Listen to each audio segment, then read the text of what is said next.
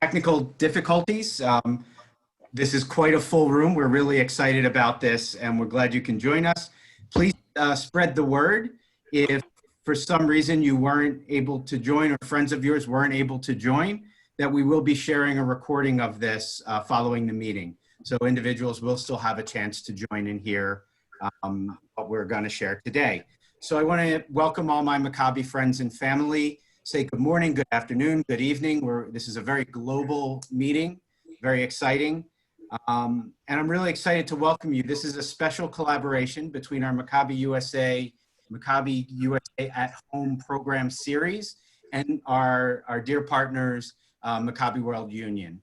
And so we're thrilled to bring this to you to discuss the future of sport with a panel of truly illustrious people, Brett Yormark, Anthony Ervin, Larry Scott, Donna Orender, all of whose bios I will ask Ido to share later, or they will share themselves. And I will introduce you to our moderator for this session, Ido Aharoni. He's a nearly 3 decades of foreign service for Israel, has the distinction of being the longest serving consul general in New York, and is currently serves as a global ambassador for Maccabi World Union and is partnering with us to bring this to you today. So hello, everyone. Hello, Ido, welcome, and I'll turn it over to you. Thank you so much, Dan. I'm very happy, and thank you all for your patience. I'd like to acknowledge before we begin the presence of several very important people in our world. Amir Peled, who's the global chairman, is on the line. Eyal Tiberger, who is the global CEO of Maccabi World Union, is on the line. Jeff Bukens, the national president of Maccabi USA and a former competition fencer, is on the line. We also have my dear friend Rick Barry, Basketball Hall of Famer, class of 1987, is on the line. And Tal Brody, an American-born Israeli sporting icon, is also on the line.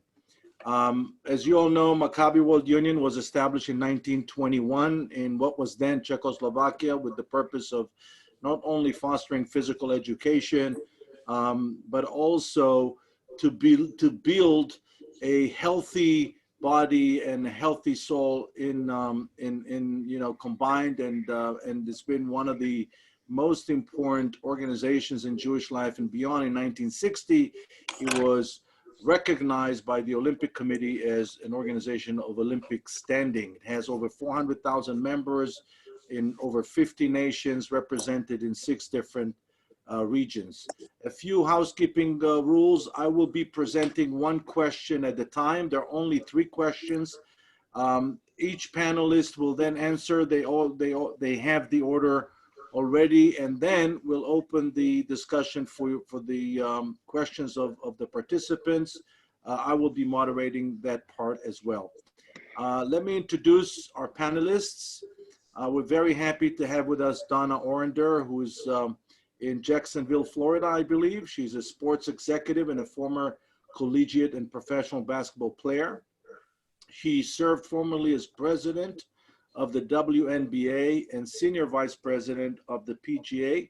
Currently, she is the founder and CEO of Orender Unlimited, a Florida-based advisory and consultancy. She is a motivational speaker and an advocate for girls and women's empowerment through her nonprofit, Generation W. It's a pleasure to have you, Donna. Larry Scott, my dear friend, is a former professional tennis player, also played in the Maccabi games, who's currently serving as the commissioner of the Collegiate Pac-12 Conference.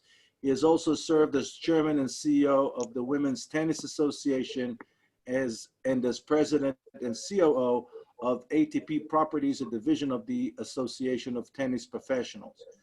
Tony Ervin is an American competition swimmer who has won 4 Olympic medals and 2 World Championship golds. At the 2000 Summer Olympics, he won a gold and silver medals.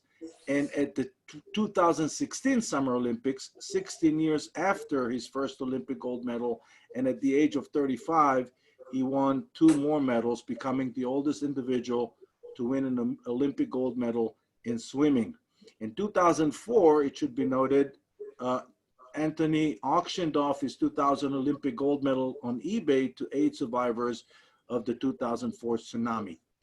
My friend Brett Yormark is also here. He's the co-CEO of Rock Nation Unified and president of business operations and strategy at Rock Nation.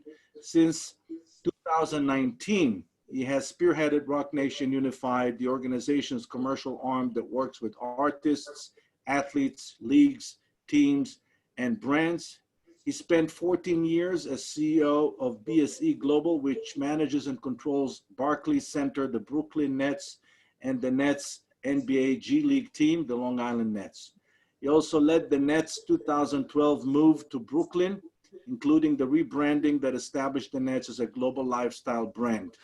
And Brett also worked for NASCAR for 6 years and has a vast experience. He sits on a number of boards, including NYC and Company. The subject of our discussion today is the impact of the COVID-19 crisis on the world of sports, on mass gatherings. Just as the world was experiencing an unprecedented degree of prosperity, population was steadily growing, life expectancy was steadily growing, we were hyper-connected in an unprecedented way. The COVID-19 crisis basically brought the economic machine to a complete and swift halt, and thus bringing about an unprecedented economic devastation that went far and wide.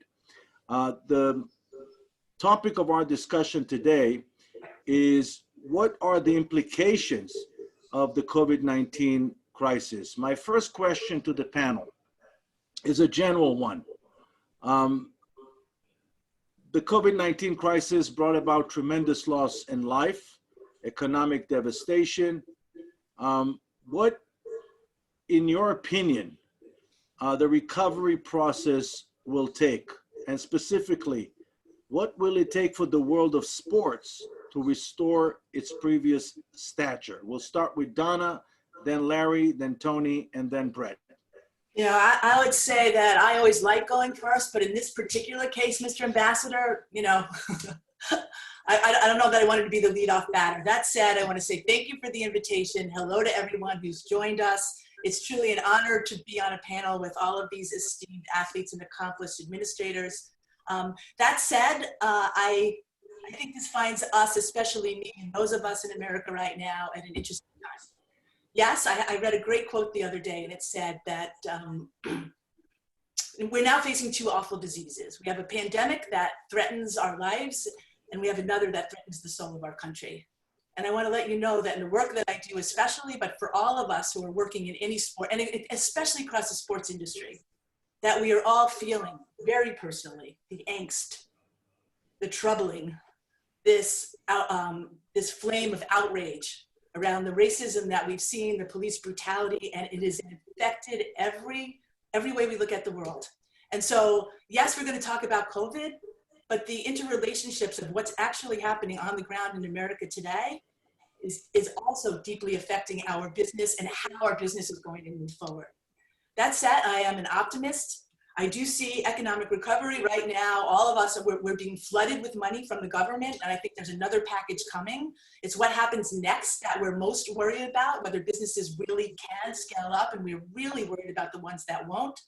But sports is taking really positive steps. And I know that Larry can speak about collegiate sports, and I know that Tony and Brett can certainly talk a lot about the economics as somebody who deals with sponsors all the time. But we see all of the leagues making very positive moves in a very challenged way. We were fortunate to have the commissioner of MLS, Don Garber, join us on our show, which is the Maccabi USA Sports Show. I host with Arnie every 2 weeks. And he spoke about the difficulties and the amount of rules and regulations and all the different bodies that have to weigh in order to keep your athletes safe. They do have a say in this matter to create contained environments that will keep them safe. We're reading a lot about the NBA, who's currently negotiating with Disney World of Sports in the hopes of an end of July, perhaps August start for their season. MLS is looking for their season. I don't want to forget about our women's leagues and the NWSL, which is the Women's Professional Soccer League in the United States, actually has cycled through all of the different aspects in order for them to start in June. I happen to sit on the World Surf League board, and we are looking to initiate surfing. And I bring up surfing for a lot of reasons. One, it's a business that I love, it's an organization I love, but we're also going to have surfing in the Maccabi in 2022.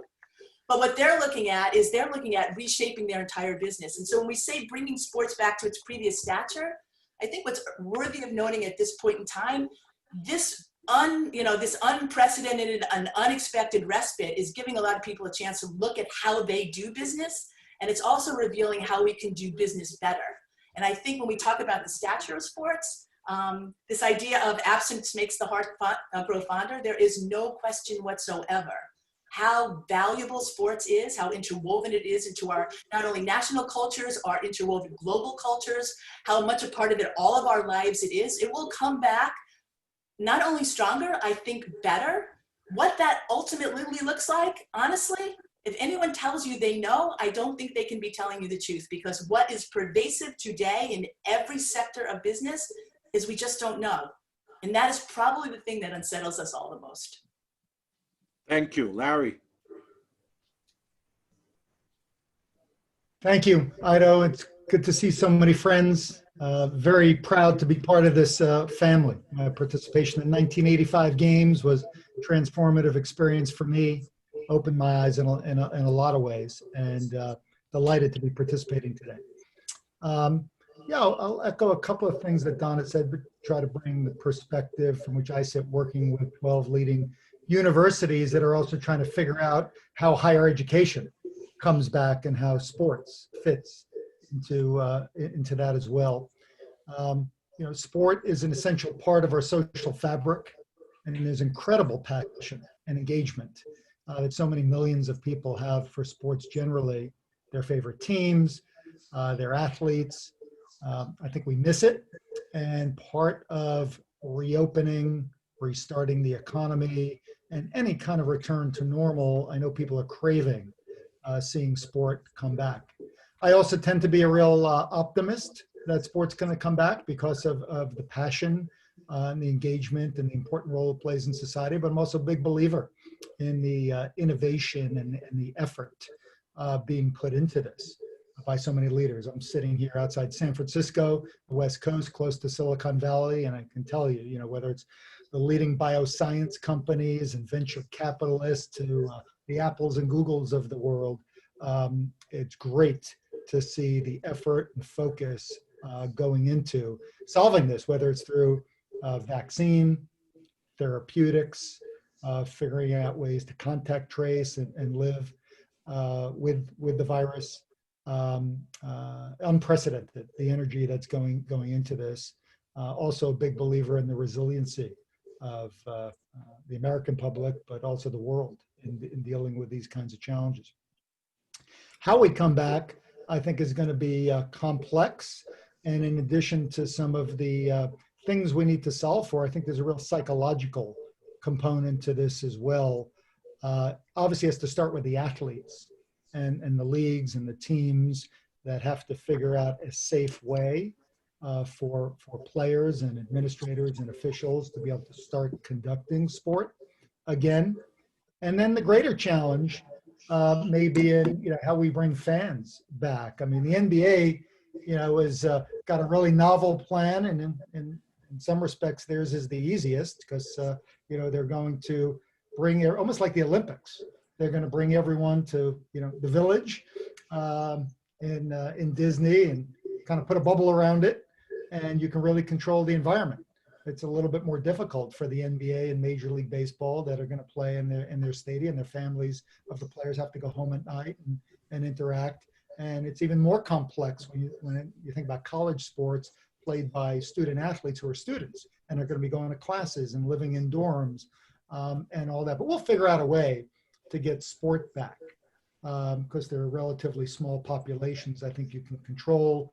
You can really heavy up on testing, contact tracing, isolating those that might conduct it. And, I'm meeting with our medical advisory boards and the science and the data and medical community to figure out a way with small populations. I think the bigger challenge will be for fans coming back and how you get people comfortable sitting, in small quarters next to fellow fans who, by the way, are cheering and yelling and expelling particles. That's part of the fun about being at a sporting event. You're cheering and all that. And I think there's some big psychological hurdles people are going to have to overcome before they're comfortable at mass gatherings again. I think we're going to have to walk before we jog, before we run. It'll be a gradual process. How quickly that happens, before there's a vaccine, I don't know. I fear this could take longer than we'd like to think.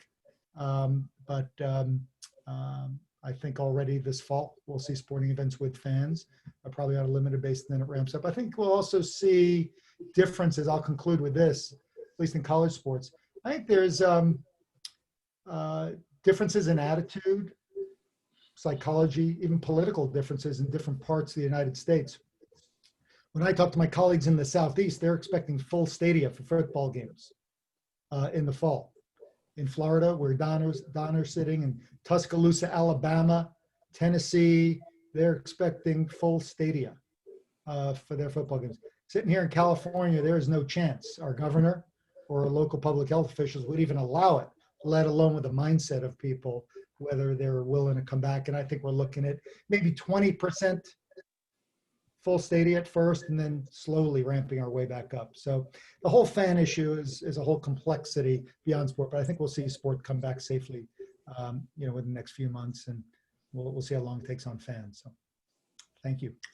Thank you, Larry. Tony, please. Hello, everybody. So COVID-19, the pandemic seems to be coming in waves.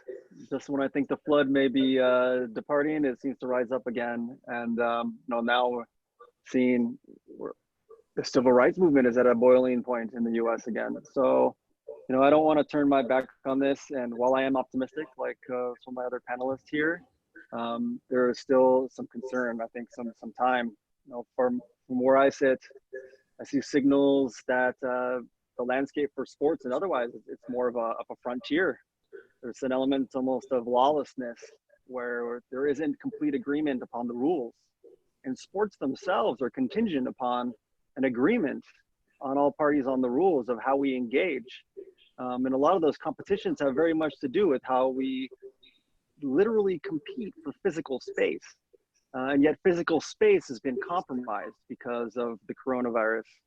So I think, and it was articulated the difference between what may be going on in the South and the SEC for football games versus what may be happening in California. But there is a craving, I think, for the security of functional rules so that we can all be safe. But, looking back, I certainly feel like sports is a good of prosperity.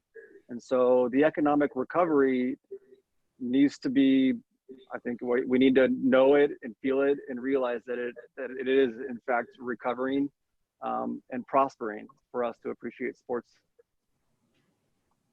Thank you, Tony. And before I turn it over to Brett, I just would like to mention to those of you who would like to ask questions, please use the chat function and send me your questions and I will moderate them. Brett, please. Thank you. And first of all, a hello to my esteemed colleagues and to everyone else on the Zoom today. I'm thrilled to be here and happy that everyone is safe and healthy. I'll start off just to echo some of the things that Donna said. We're in a troubling time right now. And I think sports is more important now than ever before. It's been the great unifier of our culture for so long. And I think we need it today more so than ever. And those that are using the platform the right way, I encourage them to do more and more. On a personal level, when we built Barclays Center, the inspiration was always about a place where people could celebrate, where we could create incredible memories, and to see the hatred and anger on the footsteps of that magnificent building really hit a chord with me. I mean, it was a tough weekend, I'm sure, for many of us, but for me, we had great dreams, and those dreams will continue. It'll just take some time. It'll take some healing and listening, and most importantly, change. But I think sports is at the epicenter of all that. And now that I've shifted my career a little bit more onto the music side, it's not just sports, but it's sports, it's entertainment, it's influencers from all different sectors that have to use their voice and their platforms to bring about change in all the positive ways that we know it. As it relates to the economy, and Tony said it, or Larry said it, you know, we have a resilient economy. It's going to get better. Unfortunately, you look at Wall Street now, and what's happening with the Dow is not indicative of the world we live in today at all. I mean, today, I think the number climbed to 42 million unemployed. You know, the pandemic has hit, you know, minorities and urban communities like none other. And, you know, the marketplace needs help, and people need to get back to work. I'm a big advocate of that. Obviously, they have to do it the right way as the economy starts to reopen. I'm very anxious to see what's going to happen here in New York with phase 1 starting on June 8th. And hopefully, if it goes well, we'll move into phase 2 anywhere between the 15th and the 22nd. You know, for a long time New Yorker to see stores boarded up and haven't been operating for months, it's not the New York we know, but it'll come back, obviously, as the economy will come back. And we're seeing it all around the world now. I mean, slowly but surely, retail is coming back, manufacturing is coming back. And, you know, not that I want to reference the Dow again, but I think it's feeding off what's happening outside of North America than really what's going on here right now.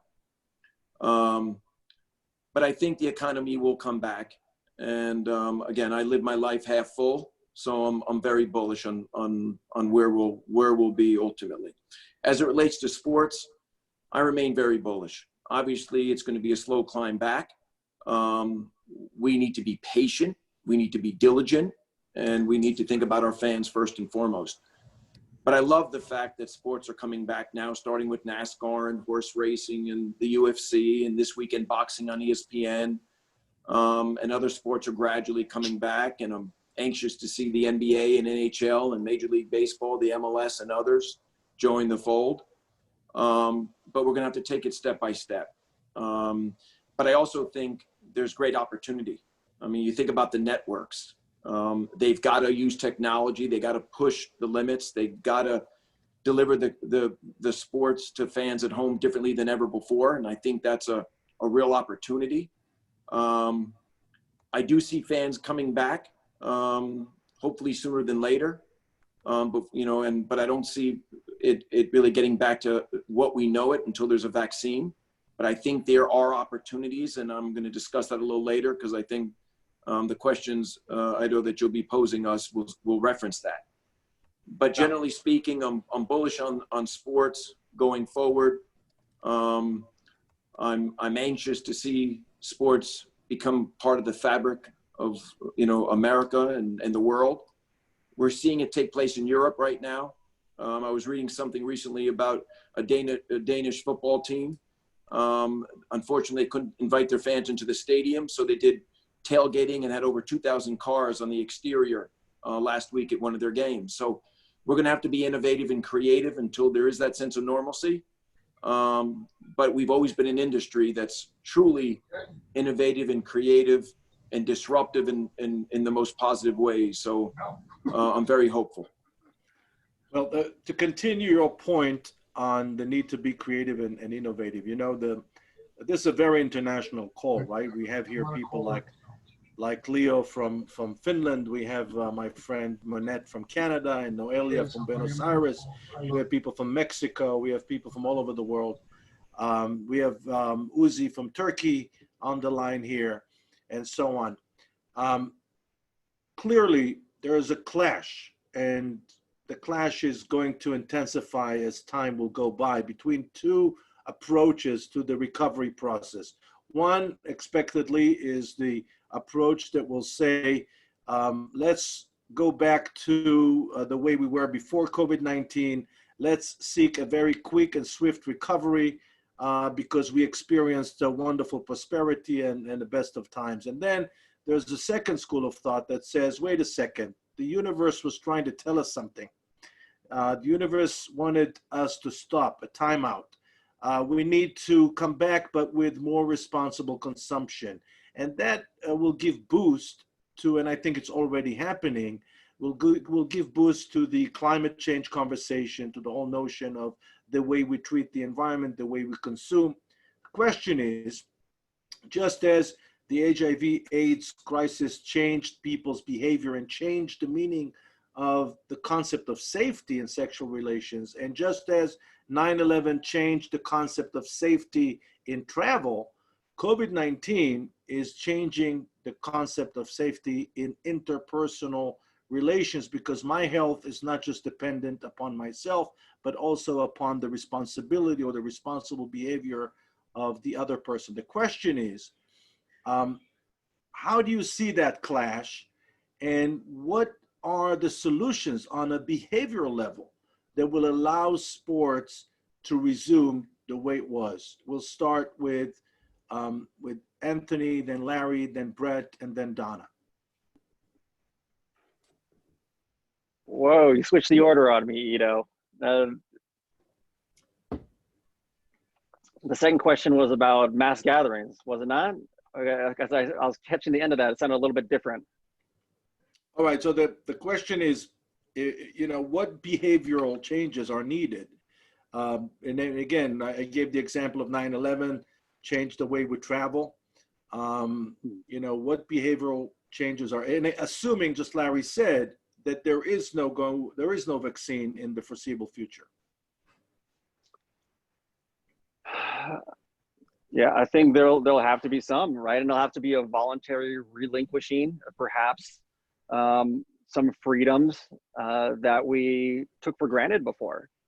Just as you say, with 9/11, right? Like air travel was totally different before that compared to after. And we may be asked, depending on where we are competing, with whether as athletes or as spectators, that there may be expectations in how we conduct ourselves and how we protect one another. And there may not be agreement on that, but we need to be able to find it. Thank you. Thank you. Larry?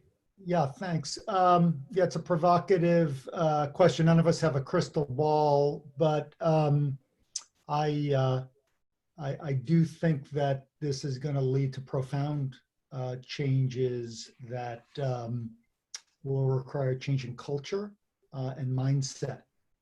You know, I'm talking to some of our coaches of our teams, and this notion of social responsibility, I think will go to a whole other level, especially given that this is a virus where you have asymptomatic carriers. Makes it a whole different kind of ballgame. And the need, look at what happened in Bundesliga, extensive testing, have to agree to extensive testing before you're cleared to play.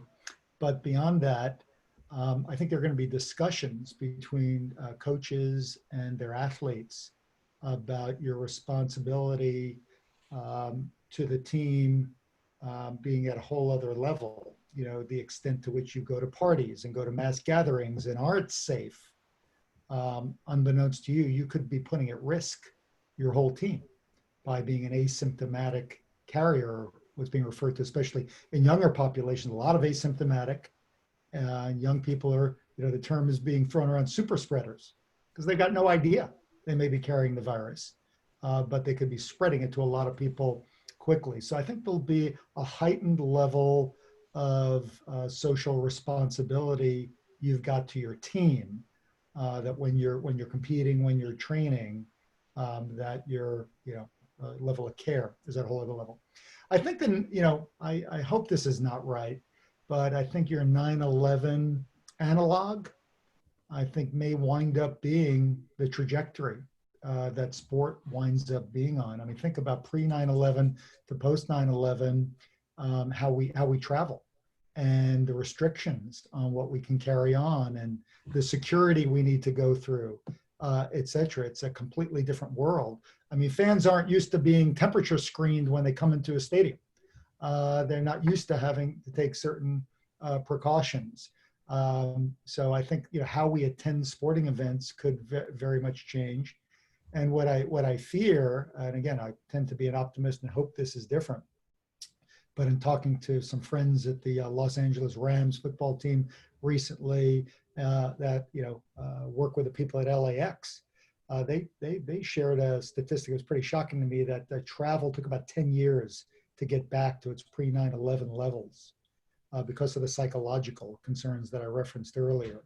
So I hope this isn't right, but there's also a possibility that this is such a shock to people's system and the way they think about interacting in close quarters that it could take a long time till people are comfortable sitting right next to each other around sporting events.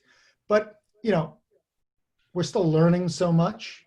You know, we may find out that particularly in outdoor arena, there's a lot less risk than, say, in an indoor arena. There's starting to be some emerging science on that. So I want to be careful not to make too many predictions at this stage, but I don't think the psychological barriers should be underestimated. Thank you. Brett, please. Thank you. So I agree with what Larry and Tony said. You know, as I've been thinking about re-entering even to the workforce and what that's going to look for our employees, you know, there's this whole self-policing prophecy, you know, that you have to buy into, because never before, at least, you know, since I've been in leadership roles, has what you do affected the person next to you more so than now. And I think the same holds true for sports. I mean, you know, it's going to be a challenge because, you know, you can't live permanently in a bubble.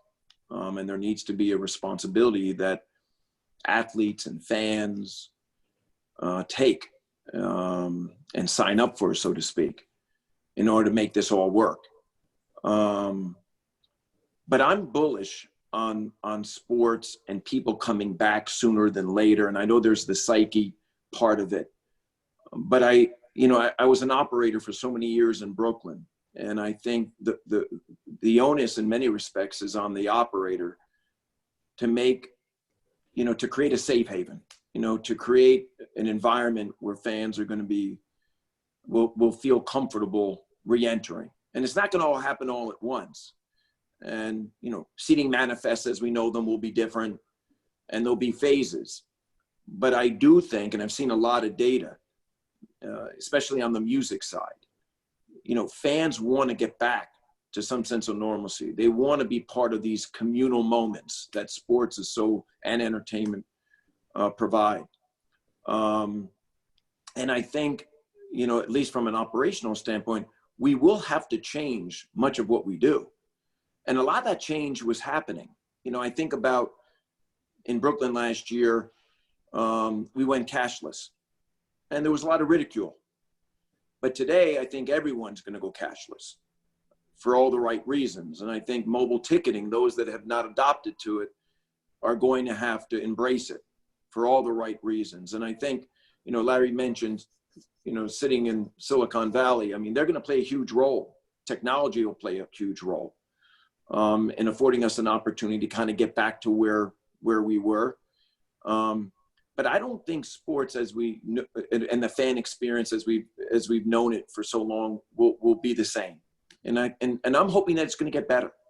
I'm hoping that we're going to test the limits, you know, when it comes to the fan experience.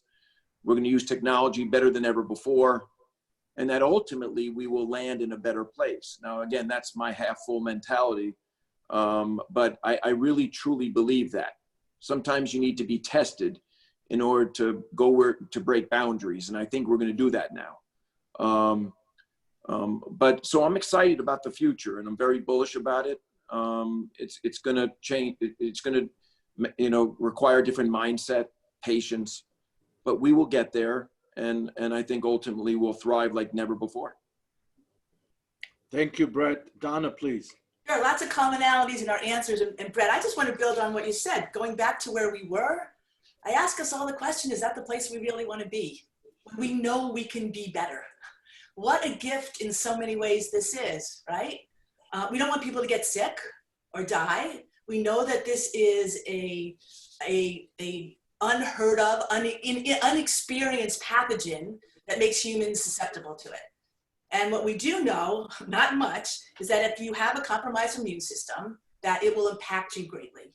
And that has hit certain populations really hard. So when I think about my mom and dad going to the Jaguars game, I don't think that's going to happen anytime soon. But we also have to understand that we are social animals. We are biologically engineered. We exist on connections with people. I happen to live in Florida, and I can't emphasize enough the differentiation across this country, and I think Larry brought that up, right? He's in California. They are locked down.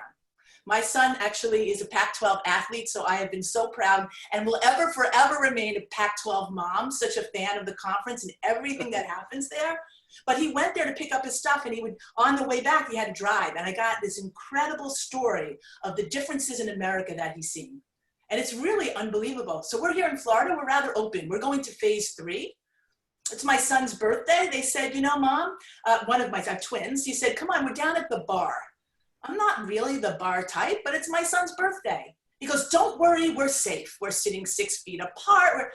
There's no freaking way. These kids are all over each other. I will tell you right now that if the Jaguars announced a game, there'd be a minimum of 20,000 people there. Not enough to sustain their business yet, but it would happen like this. I think that we have short memories. We are eager to be beyond. And I think we will move more quickly than is possibly safe for us in this. But I will tell you, I live in the land of hoax. People say, no, this is really just a hoax. It's not a hoax, it's real. And the question is, where are the numbers? And we don't know where they are. But driven by that true evolutionary need to connect in real ways, we know what we're missing. I think people are going to drive to be in groups much quicker. I do think that our older population, which I guess I'm getting closer to be than the other side, will have to be more worried. And then to what Brett says, we will make the accommodations to make that happen. Not only because we have to, but the truth of the matter is because we should for a lot of this. When we talk about travel not being the same, I'm not that disturbed. Yes, we have this whole new industry called the TSA. But other than that, I travel more than I ever have in my whole entire life. So it hasn't inhibited our ability to really become global citizens. But it gives us safety measures. And those are probably the safety measures we should have. So I just want to actually amplify, Brett. Yes, innovation, imagination, and the opportunity to pause and say, how are we doing business now? And how can we do business that actually will make it better? Because when you're riding that train and driving it, it's hard to do both. And right now, as you said, Ido, we've kind of got this little pause, and we should take advantage of it in every way we can. Well, thank you, Donna. And you're a proud Pac-12 mom. There's another Pac-12 connection here, and that's Tony Ervin, who was an athlete for the Pac-12 conference. I have a few more questions, but because we have so many great questions coming from the participants, let me just jump right into the list of questions that I have here. So my dear friend Amir from Orlando is interested in the financial aspect vis-a-vis the relationships between athletes and their employers, contracts with teams, TV networks, players' salaries, and moving forward, are these contracts now are going to be reopened, for example, he's asking. So I think maybe Donna and Brett would like to refer to that. I can just do a little, and you can just jump right in, Brett. This is the work that I did when I ran the PGA Tour. I did all of our global television deals. I did deals all over the world, and I still stay pretty close to it. I would tell you that the collegiality, Brett, that I'm seeing, and Larry, and that I am seeing between the networks and the teams, right? We are all in this together, and everybody's looking for a solution to solve for X where they can all come out whole. When you get in the nitty gritty, it might get a little dicey. But for example, on the NBA side, they will have enough, I believe they will have enough minimum games specified in their contracts to make their contracts valid. And they will be able to move ahead. Baseball, they better get their act together and be able to do the same thing here. So if you want to add to that, Brett, you can. From what I know is we have contracts. They're looking to use them as guidelines to solidify committed dollars. But then from there, it's going to be teamwork to try to get them all through. Because let's face it, it is a huge burden on our media companies as well. But they will also, well, they will definitely realize results. I agree with Donna, and you know, having spent 20 plus years in the NBA, you know, I admire obviously the partnership that has always existed between the NBA players and the league, and you're seeing that really right now unfold. You know, to Donna's point, I mean, you know, it's a 50-50 partnership for basketball related income. The great thing is when you're successful, your 50% is more. When you're not as successful and revenue is somewhat compromised, well, you share in that too, and your 50% isn't as much. The other leagues that might not have that type of dynamic and system in place are realizing, you know, the tension right now. And, you know, to Donna's point, baseball better figure it out soon. You know, I've been, you know, I'm a big boxing fan. It's one of my passions. So I've been helping out, you know, some of the lead promoters. And, you know, they're all worried about, you know, the big fights and ticket revenue isn't there. And, you know, how can their biggest and best fighters, you know, earn the money they used to? Well, you know what the answer is? They won't. Not for the foreseeable future. You know, when times are good, we all enjoy the moment. When times aren't as good, we have to compromise, and the moment isn't as fruitful. And that's just the way it works. That's how it works in life. And I think once the players realize that, and it's not always on the players, it's also on the owners and the leagues, I think, you know, you'll see, you know, that partnership, you know, that we're all, you know, that we see from the NBA. But I think it's working right now. And again, I use the NBA as a model. I mean, it's you know, when times are good, you win together. When times aren't, you know, you compromise and you do what's right for the sport and for the fans. And I think you're going to see that hopefully unfold with all the major leagues coming back online soon. Thank you. Lou Rosenberg from Los Angeles has a question for Larry Scott. And that question is about whether secondary colleges, secondary and tertiary level colleges will be able to survive this crisis. And I'd like to mention also, before you answer, Larry, that my colleague at NYU, Scott Galloway, gave a terrific interview on CNN, which I urge all of you to watch, about how COVID-19 is going to disrupt higher learning in general. And he said that basically, with the exception of tier 1 universities that have a major endowment fund, the rest of the universities are going to face major challenges, and some of them, tier 3, will face existential challenges. So this question is to you, Larry. Yeah, it's a really insightful question. I do think this major disruption from a public health perspective is also going to be it already is a major disruption from an economic perspective, and that's going to hit sports. I think in the world of college, it's going to result in, I don't want to say winners and losers, but a greater separation between haves and have-nots. What happens in football, you know, attendance is a very, very significant portion of the revenue for these universities, who plow back in everything they earn to supporting a lot of sports. At Stanford, for example, and Berkeley, where Anthony went and swam, yeah, they have 28 to 34 different sports they're supporting on the backs of football and men's basketball to a degree. If we've got limited fans that come back, I mean, we're talking in the tens of millions of dollars of economic impact in a P&L that's a break-even P&L. Everything they earn gets plowed back in to support sports. So we are trying to help our universities, even at our level, which is the top of the pyramid of college sports, figure out how they're going to deal with this disruption through some debt financing or borrowing to get them through this year. And what I fear is that long-term, even at the biggest schools, if it takes longer than we expect for fans to come back, they're going to have to cut on the expense side, and we will lose opportunities. We'll cut sports, lose opportunities for student athletes to participate in sport. Then as you go down the food chain, the universities that don't have very big budgets are going to feel it. more sharply. And I'm worried there are schools that won't be able to continue to play football, won't be able to continue to support sports at other levels. But it really completely depends on what happens in the fall and whether we're going to be able to play football and whether fans are going to be allowed to play or not. But and what's happening in sports is a microcosm of what's happening in higher education.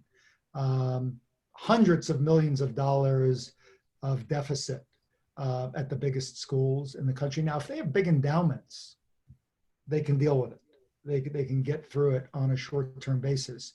But as we know, there are schools that don't have healthy business models, and I think whether it's college sports or whether it's universities more broadly, we may see some universities that can no longer operate or really have to change their model. And there's a lot of danger in that, but I'm reminded as we have this discussion, and Brett and Donna were very articulate in talking about the opportunity for innovation. I'm reminded of the Chinese word for crisis is two Chinese symbols. One stands for danger and the other stands for opportunity. There's tremendous danger, there's tremendous risk, but it is also an invitation to innovate, an opportunity. And maybe the higher education model needed to be disrupted, as Scott Galloway has so articulately talked about. Online learning was seen as taboo. The elite universities would never consider online learning. It was kind of heresy, not the real deal. Well, guess what? From Harvard, where I went, to Stanford, everyone's embraced online learning. Disruption is the mother of invention, and we are quickly innovating.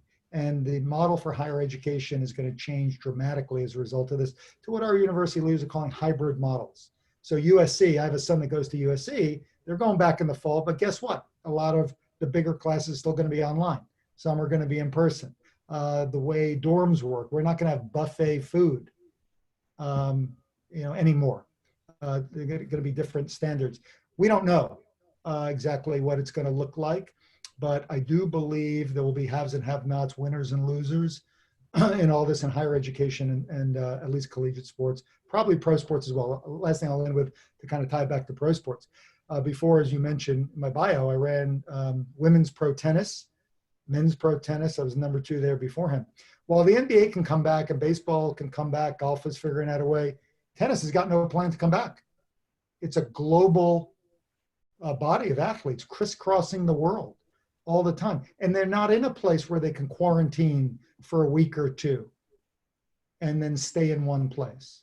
There is no model yet for how a week in, week out ping pong ball around the world, traveling one city to next works for a sport. So that's an example of a sport, at least tennis, that is really going to struggle to come back, whereas the NBA can seal themselves in a bubble. So it's not one size fits all. Well, and your point about disruption actually is a wonderful segue to the next question that I have here from my dear friend, New York television personality, Liz Clayman, who's originally from California, who is concerned with the economic ecosystem around sport, with all the vendors. And I would add to that, assuming that a new virtual experience, sporting experience, will be boosted by post-COVID-19, what is going to happen to all the economic ecosystem around it? And I think that's a question that maybe Brett would like to answer, maybe Tony would like to answer. I don't have an answer for that, but I will tell you that, again, leaning back on my experience, the effect has gone very deep. I mean, you think about, Brooklyn and Barclays Center, just because I spent so much time there, it's the purveyors that service the building. It's the local restaurants around the building. I mean, it's the people that clean the building. I mean, it goes so deep as far as the impact that the absence of sports has had on so many. And it's going to take time for it to come back for obvious reasons, especially going with families. And I don't have an answer, to how quickly it comes back. Obviously, we know it's far reaching. And in some respects, it's devastating. I mean, Barclays Center was the is the epicenter of Brooklyn. It was the impetus for so much growth, both in retail and restaurants. People that, gravitate to Brooklyn because of, the emergence of Barclays Center and what it would mean to their business. And they have all been affected by it. And it's heartbreaking to see it. And not that we need to rush back, because we can't, but, hopefully they can sustain, the current state of affairs and be back, when things get back to some sense of normalcy. I don't know, but I don't have an answer for it, but I will say that, the effect of not having sports is run very deep. Some people see it just at the highest levels, but it runs so deep, and it's been devastating for so many. That in Israel, where I'm right now outside of Jerusalem, in Israel, they resumed the soccer league. And interestingly, what they decided to do was to hold the games with no audience, but in the televised experience, you hear the audience that doesn't exist. So the seats are empty, but there's an added, just like a sitcom, right? There's an added, Yep. Instead of laughter, there's a feeling that there's a lot of, and I suspect that they took their audio track from I don't know, the best teams in the world like Barcelona and Real Madrid, because there's it sounds like 100,000 spectators. And the question is, how quickly do you think the sporting establishment will be capable to adopt new technology? And I'm specifically referring to VR and AR experiences, as well as virtual sporting events, which is already happening. The question is, how quickly do you think this could be the new normal? And I turn this an open question to the entire panel. Maybe Donna. I feel Donna has something to say about that. I don't know. Ido, were you at the tech conference for the NBA? Did you go to the tech conference? No, unfortunately, the tech conference was on Thursday, and I arrived in Chicago on Friday. Well, because it opened with this amazing technology that showcased how arenas can be brought into your home. I don't know if you saw it, Brett, but it was really kind of spectacular. And the question, and so what it just said, remember, because in any sport that you have, the amount of live population compared to your global fan base is minuscule. And so the idea, actually, if you are a sport, and I think somebody on this question asked, how do you look at the economics in a much more expansive way, is how do you get your sport in a virtual reality, or whether it's an AR reality, into homes or spaces where more people can experience it, and then obviously the economics change. I couldn't predict how quickly that could happen. I know that for a long time, I'm sure at the Nets, that people have been experimenting, but not necessarily in ways that look like it can scale. However, if we look at esports today, this has been an open invitation for esports to scale. So NASCAR was able to come to the marketplace with an e-version of NASCAR that was enormously successful out of the box. I think Lenny's on this call. He's got Lost Tribe, which he's building an esports global network for our Jewish teens, which is fantastic. Rachel Jacobson just became the president of the World Drone League. All of these sports are doing extraordinarily well, as people are finding that a safe way to compete and be fans. So there's a comfort in technology that we're seeing. I just don't know how that works for football on a regular basis and how soon that can happen. Yeah. Brett, Tony, Larry, you have something to add? I might just add, I think this is an invitation to innovate and try and test. Yeah. Right, what Bundesliga is doing, the Israeli Soccer Association is doing, the Danish club. I think everyone's going to innovate, test, trial, and I think it's just going to expedite new technology, whether it's touchless technologies, digital ticketing, things that people were maybe slow to transform to, I think will all happen quicker, kind of out of necessity. I also think the business models are going to have to evolve if it really is a slow ramp back to fans attending. The TV audiences will be massive, I'm told, by all of our broadcast partners. People will watch, but we're gonna have to figure out ways to monetize some of the digital engagement and kind of added value access that digital technology can provide. So those are some major trends that I think we'll see. Charlie Rose from New York is asking, is there a way, in your view, to turn the process of the recovery of the sporting industry and mass gatherings, including entertainment, to improve and enhance the income equality? In other words, is there a way to use it not only as a cultural equalizer, but also as an economic equalizer?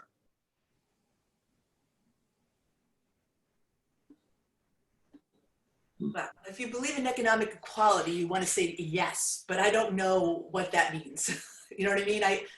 It's an interesting question. I would love to ask Charlie, like, what does that mean? How is he seeing that as an economic equalizer? I'll give you, I think I know what he means. For example, one of the biggest problems that sporting and entertainment events had pre-COVID-19 was Yes. secondary markets. Secondary markets meaning when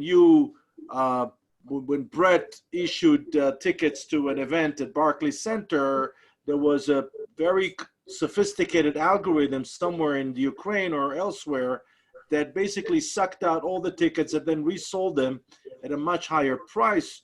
No one really benefited from it. So the question that Charlie is asking, if you can envision a situation where technology is allowing us to really maintain that equality. And I do believe that Charlie is asking this from a perspective of someone who believes in economic equality. I don't know where technology is going to play a role, but I do think from a primary ticketing standpoint, there might have to be a bit of a reset. Okay, I mean, just given the economy and what's going on in the world today. I mean, the cost of entry, just generally speaking, forget about the secondary market, the primary market, just discouraged so many from sampling sports and entertainment. And I do think, given what's going on around us, team operators, owners are truly going to have to rethink that strategy and do what's responsible, so that in markets all over the world, people can truly sample and enjoy sport like never before, and where the cost of entry can be more palatable and more affordable. I don't know what you do with the secondary market, and I'm sure there's ways to manage that, obviously, but I think it really starts about value creation and really just rethinking the paradigm a little bit, because it has been very expensive, that cost of entry. And unfortunately, we have not afforded an opportunity for so many to experience what we collectively here love. And I think we have to rethink that. I'm sure we do. And I've spoken to some team operators and they're already starting to kind of figure out how do they reset that paradigm. And I think that's going to be critically important. Thank you so much. Derek Fromsen from Washington, D.C., a dear friend, is asking about the opportunity for athletes and sports organizations. And Tony, maybe you can answer that question.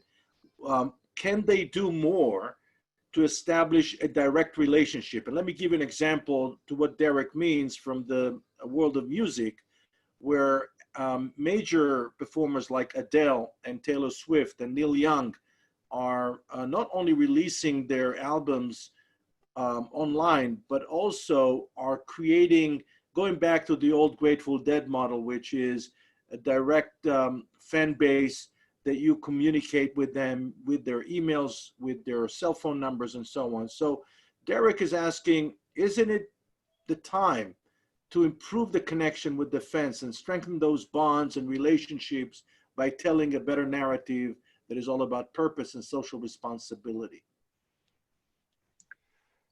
I think that time is absolutely there right now. Obviously, as an athlete, I'm not using a lot of my time training or competing. And, there was definitely a surge of activity of a lot of athletes reaching out to their communities, their fans, trying to tell stories, trying to really, I mean, I felt like when I was doing it, I was trying to lift the morale of the young people who may be more confused about what's going on, to give them confidence to weather this time. So absolutely, I think the time is there to engage with your fans if that's what the artist or athlete wishes to do, if they want to take responsibility for that. Yeah, Ido, I'm just going to lean in here. It's a big part of my business that I'm in now with Rock Nation. We have about 190 major artists. We have over 100 athletes that we represent around the world. And I think over the last couple of months, it's presented an incredible opportunity for them to further define their narrative, who they are, not just on the field, but off the field. And so many of them have taken full advantage of it and have worked with our digital team to see how they can truly create a different type of narrative or reinforce the one that, they currently have, and how do they engage like never before with their fan bases. I'll use a great example. Alicia Keys today is bigger than she's ever been. She has been so thoughtful. She has been in all the right places. She has engaged her fans, and she stands for something, and she has reinforced that. And I'm so thrilled. And even a Kyrie Irving, who, in some respects is misunderstood, has been at the forefront of philanthropy in and around New York, and has truly defined who he is as a person, which is more important than anything. So this time has given so many of our athletes and entertainers an opportunity to truly create the right narrative for themselves. And so many of them have taken full advantage of it, which has been terrific to see. Ido, let me maybe weigh in with two observations, building on that, if I can. Please. Please. One is even before this crisis, we've seen it happening with young people. I mean, technology and social media have disintermediated the ability for athletes to connect directly with fans or entertainers and build their fan base. We are seeing, especially in the sport of basketball, I guess is where we've seen it first, these young phenoms have big social media followings, posting their highlights. We had Manute Bol's son, Bol, 7'2", came to the University of Oregon with hundreds of thousands of followers as a 17-year-old at a modern-day high school in Southern California, hundreds of thousands of followers on the first day he arrived as a freshman at the University of Oregon. And we see it increasing. These young athletes have the opportunity to be real cultural icons and heroes. They have big followings, and it's still early days, but there are new monetization models for your followings on social media. Certainly we see it in the entertainment world and others, the TikTok phenomenon now. And I think it's going to be increasing from a very young age, athletes and entertainers trying to figure out the value in building their network and figuring out different ways to monetize that. Pivoting to the other observation I want to make, sport has always had a great platform and opportunity to not only reflect society, but to affect social change. You think about Arthur Ashe, you think about Jackie Robinson, you think in world I've been in sports working with Billie Jean King to fight for equality for women. And close to home with this group, work I did with Shahar Peer in opening up the Middle East. Ido, you'll remember that when Dubai and Qatar would not allow in Israeli players, and now they do. So sport can be at the forefront in affecting social change. Now is a moment with what's happened over the last couple of weeks. It's a teaching moment for young athletes. So I know Tony will appreciate this. It's an opportunity to get together, in our league, thousands of student athletes with the Kareem Abdul-Jabbars of the world, with the Colin Kaepernicks of the world, to show them what they can do, to use their platform to advocate for social change, how they be allies. I'm talking about, people of all races, how you're an ally and how you can represent as a role model, as an athlete, the kind of change you want to see in the world. And I think it's incumbent on all of us to lean into this moment when we have people's attention, help young people best utilize the tools that they have and the followings they have to make a difference. Well, Judge Vic Bianchini from San Diego, who himself is an athlete, is asking a very simple question. How important is the audience? Why can't we resume without the audience? You can. I laugh out loud only because I was a top collegiate athlete and a professional athlete, and I can tell you that fans didn't matter because when I grew up, there just weren't many fans at our games, right? And it's like, I played because I loved it. Now, if you're talking about an economic model, fans are quite important, right? They represent a significant piece of the economic equation for success. That said, what I'm hearing, Larry, is at the collegiate level, it started out, if the students aren't there, we're not playing. But I've heard, especially in the Southeast, like that's gone by the wayside, right? We're going to play no matter what because there's the television money still to get. You're going to lose the fan dollars, you lose your concession dollars, but the kids still get the experience to play, and they still have this television audience and all those other things that happen along with that. So I guess, Ido, from whose perspective is he asking? I will tell you, growing up as a female athlete, we would have loved more fans than we had. But you know what? Nothing was going to stop us from really loving the game and playing it. Yeah, I think that the judge was asking from the perspective of a fencer, and also Alex Sternberg was asking from the perspective of karate. And the other non-team sports are also, I think, facing crisis. I would like to be respectful of your time. Yes, Larry, you wanted to add something? No? It's Tony. I wanted to chime in on that a little bit. Please, I come from an Olympic sport, and I think fundamentally a lot of Olympic sports, they're very much rooted in, well, the word's in it, the grassroots, right? I always felt, Donna, like you were saying, like I felt more of like an engineer as an athlete, and I don't do it for the fans. I do it because I feel like there's a better path forward for how I'm doing things, and that's how I excelled as an athlete. And it just so happened fans would come along the way, but they weren't like the reason why I did it.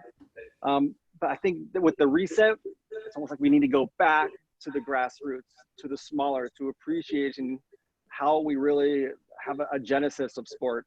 And very gradually we can build up again to the larger spectator environments. In the meantime, spectatorless, like big sporting events, I think it's very much possible. I think that there's even opportunities for creativity there. Will it be hard for players who are used to the fans to become accepting of performing in this spectator vacuum? Yes, it will be difficult, but I also think there's opportunities for your creativity, perhaps in even moving the competition space from a highly urbanized environment, which we see as all the people getting together to watch physically, to being able to perform on these super elite levels and perhaps a natural environment. I don't know, just one thought, but a way of kind of like starting over and seeing how the grassroots really was the beginning of this, with families, with friends, with neighbors, and from there we build it up. So take it away, Ido. Well, thank you, Tony. We will, before I ask the last question, on behalf of my dear friend Bill Tingling, who used to work for MSG for many, many years, I'd like to mention a statement that was raised by another friend, Linda Streit, who's the chairwoman of the Daniel Rowing Center in Tel Aviv, and she has a specific question about opportunities to engage with counterparts in the United States. So I would urge Linda to connect with Dan Kurtz and the good folks of Maccabi USA. They will help you with your quest. Bill Tingling is a very dear friend of mine who's been engaged in education among inner city youth about the Holocaust. He's asking a general question. Maybe Brett, I think he has the most, and you have the most NBA experience here. What will the crisis do to the overall value of everything that the league represents? He's asking, will the NBA be depreciated compared to today's value? And we'll end with that answer. Listen, I'll let Donna join me on this answer, but as someone that just recently sold a team in September at a high water mark, listen, the values are going to be there.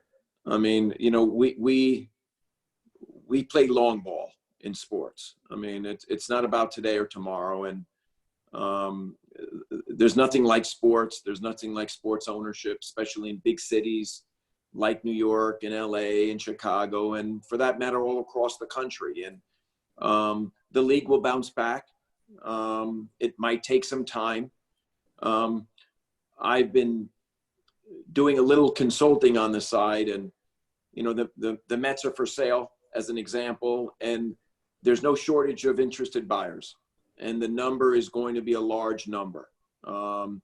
The San Antonio Spurs are selling a minority interest right now. It will trade at a large number.